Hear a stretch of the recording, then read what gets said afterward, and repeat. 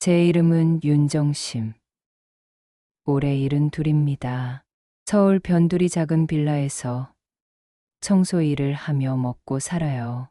허리며 무릎이며 안 쑤시는 곳이 없지만 그래도 제 손으로 정직하게 돈 벌어 사는 이 삶이 부끄럽지 않았습니다. 저에겐 금쪽 같은 아들 민준이가 있으니까요. 민준이가 35 되던 해 드디어 장가를 갔습니다. 며느라이는 어찌나 반듯하고 예쁘던지 제 눈에는 천사가 따로 없었죠. 이제 아들 걱정 없이 2다리 뻗고 자겠구나 안심했습니다. 하지만 그 평화는 그리 오래가지 않았습니다.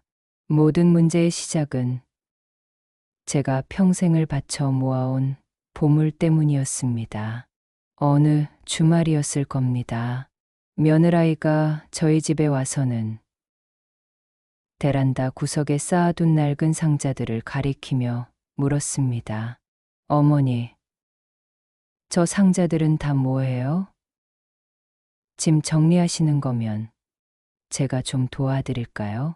해맑게 웃으며 묻는 얼굴에 대고 차마 싫은 소리를 할 수가 없었습니다. 아니다. 아가, 그건 그냥 내가 모으는 것들이다. 모으는 거요? 뭐려? 며느라이의 눈이 호기심으로 반짝였습니다. 저는 잠시 망설이다가 가장 위에 있던 상자를 열어 보여주었습니다. 상자 안에는 흙먼지가 묻은 사기 그릇 조각들이 가득 들어 있었죠. 깨진 밥그릇, 이 나간 접시, 손잡이가 떨어진 찻잔 같은 것들이었습니다. 이걸 모으신다고요? 깨진 그릇들을요? 며느라이의 얼굴에서 미소가 순식간에 사라졌습니다. 그 자리를 채운 것은 이해할 수 없다는 표정과 희미한 경멸감이었죠. 저는 애써 웃으며 말했습니다. 그래, 나한테는 다 소중한 것들이란다. 아니 어머니, 이런 건 그냥 버리셔야죠. 집에 자리만 차지하고 지저분해 보여요. 제가 깨끗하게 치워드릴게요. 며느라이는 상자를 번쩍 들려고 했습니다. 저는 심장이 쿵 내려앉는 것 같아 저도 모르게 소리를 쳤습니다. 안 된다. 손대지 마라. 제 날카로운 목소리에 며느라이는 물론이고 저 자신도 놀랐습니다. 며느라이는 상처받은 눈으로 저를 보더니 아무 말 없이 돌아섰습니다. 그날 이후 며느라이는 저희 집에 올 때마다 그 상자들을 노려봤습니다. 마치 집안의 모든 불행이 그 상자들 때문인 것처럼요. 아들 민준이를 통해서도 몇 번이나 불평을 전해왔습니다. 엄마, 지혜 며느리가 그러는데 그 깨진 그릇들 좀 버리면 안 될까? 집에 손님이라도 오면 창피하다고. 엄마 치매 초기 증상 아니냐고 걱정도 하고 치매라는 말에 가슴에 비수가 꽂히는 것 같았습니다. 내 평생의 기억과 사랑이 담긴 물건들이 이제는 치매 노인의 이상한 수집벽으로 치부되는구나 싶어 서러움이 북받쳤습니다. 사람들은 모릅니다. 저에게 그 사기 그릇 조각들이 어떤 의미인지. 제 남편, 그러니까 민준이 아버지는 이름 없는 도예가였습니다. 평생을 흙만 만지며 살았죠. 가난했지만 그는 자신의 일을 사랑했습니다. 특히 조선의 다랑아리에 미쳐 있었죠. 보름달처럼 둥글고 우윳빛처럼 은은한 그 아름다움을 재현해내겠다며 밤낮으로 가마에 불을 지폈습니다. 정심아, 당신을 닮은 다랑아리를 꼭 만들고 말 거야. 화려하진 않지만 모든 걸 품어주는 그런 항아리 말이야. 그의 손은 늘 흙투성이에 상처투성이었지만 흙을 만질 때만큼은 세상에서 가장 행복한 사람이었습니다. 하지만 세상은 그의 재능을 알아주지 않았습니다. 그가 만든 그릇들은 헐값에 팔려나가기 일쑤였고 우리 살림은 늘 쪼들렸죠. 민준이가 10살 되던 해 겨울 남편은 마지막 도전을 준비하고 있었습니다. 자신의 모든 것을 쏟아부은 역작.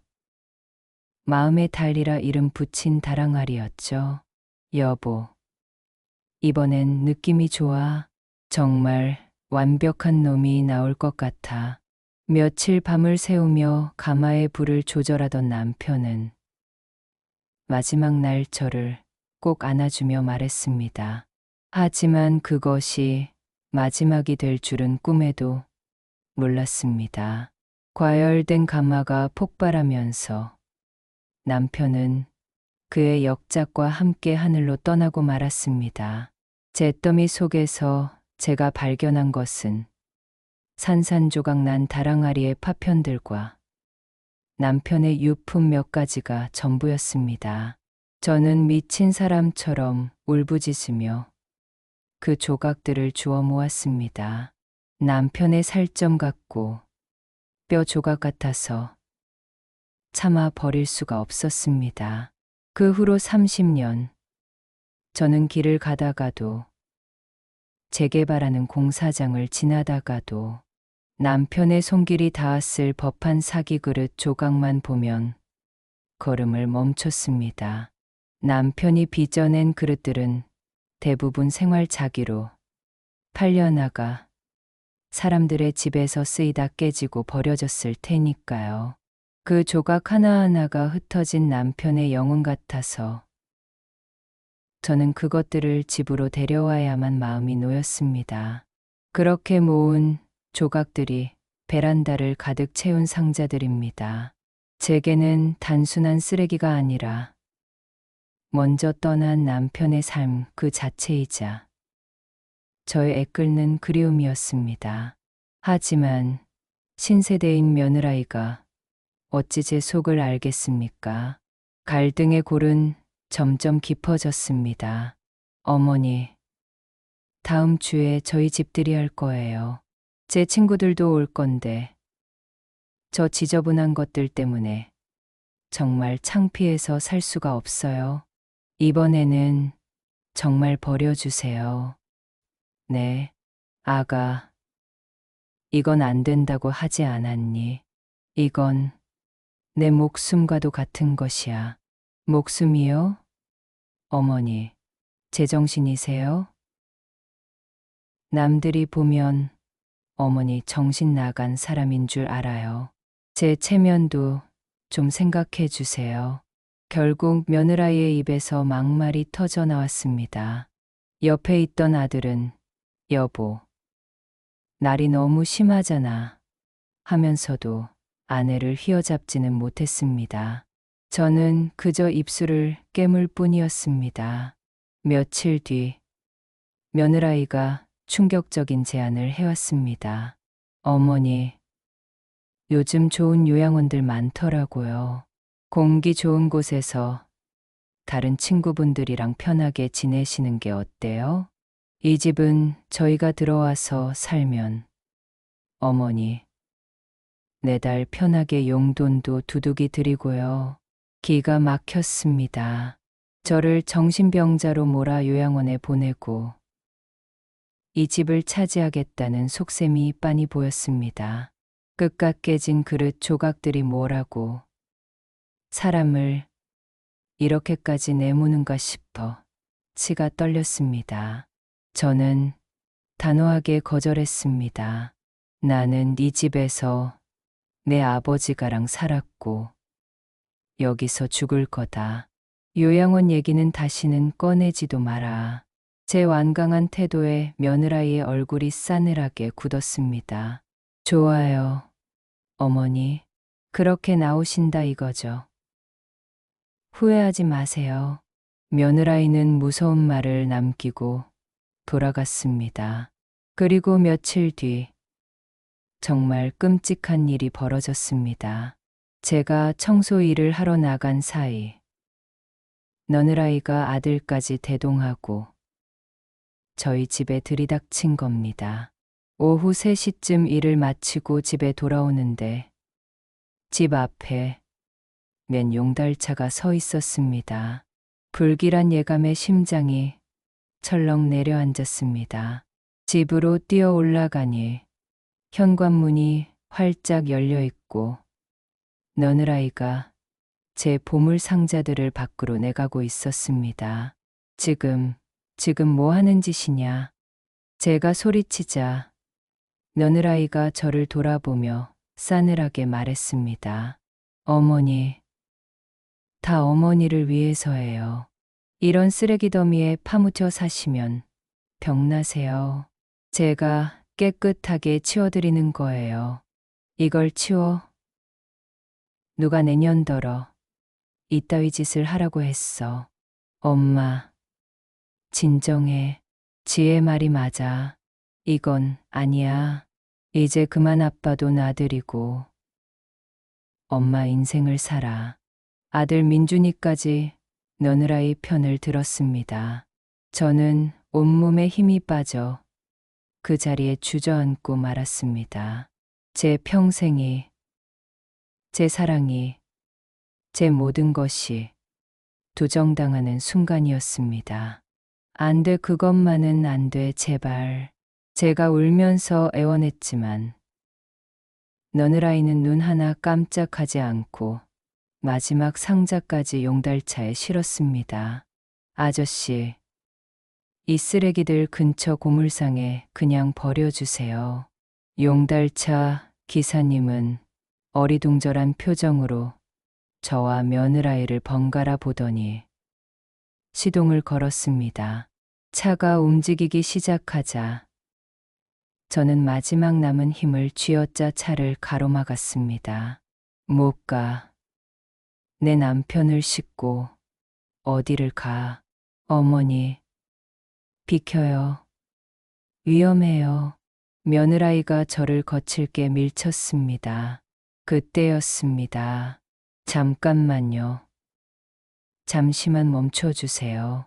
어디선가 다급한 목소리가 들려왔습니다. 하얀 셔츠, 차림에 점잖게 생긴 중년 남성이 헐레벌떡 뛰어오고 있었습니다. 그는 용달차 짐칸을 보더니 눈이 동그래졌습니다. 아니, 이 귀한 것들을 지금 버리시려는 겁니까? 중년 남성은 믿을 수 없다는 표정으로 짐칸에 올라가 상자에서 사기 조각 하나를 조심스럽게 꺼내 들었습니다. 며느라이가 어이없다는 듯 말했습니다. 귀한 거요? 아저씨, 눈이 삐셨어요? 그냥 깨진 그릇 쪼가리. 쓰레기잖아요. 쓰레기라고요?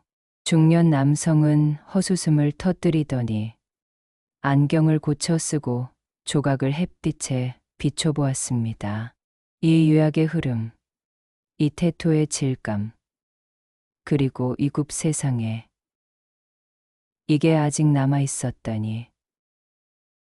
이건 조선 후기 무명의 도공, 도암 선생의 마지막 작품 마음의 달 파편이 틀림없습니다.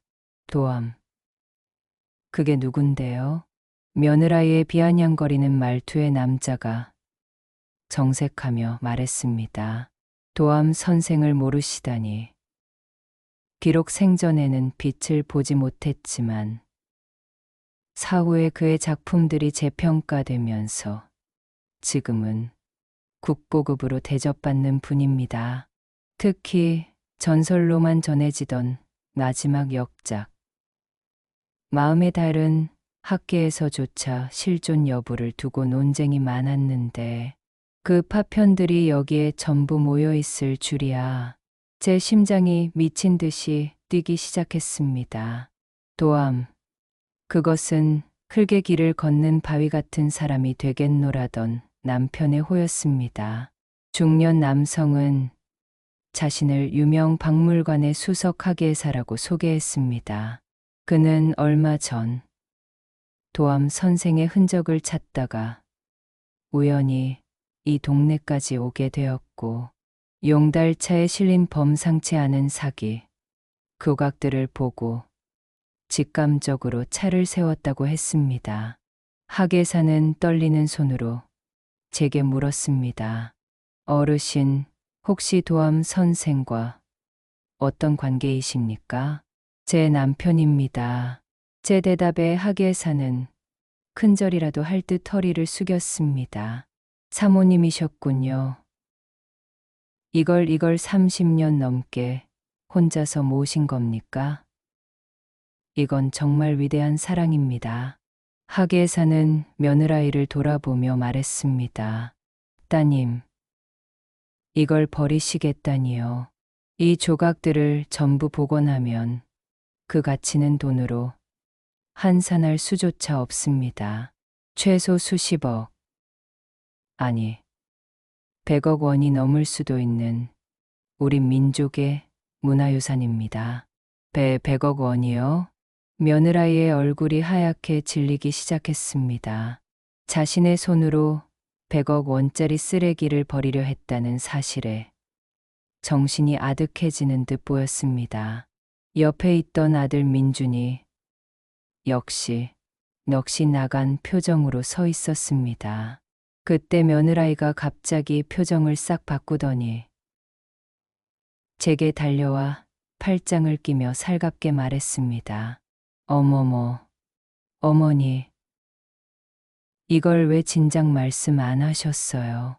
이렇게 비싼 건 줄 알았으면 제가 얼마나 애지중지 모셨겠어요.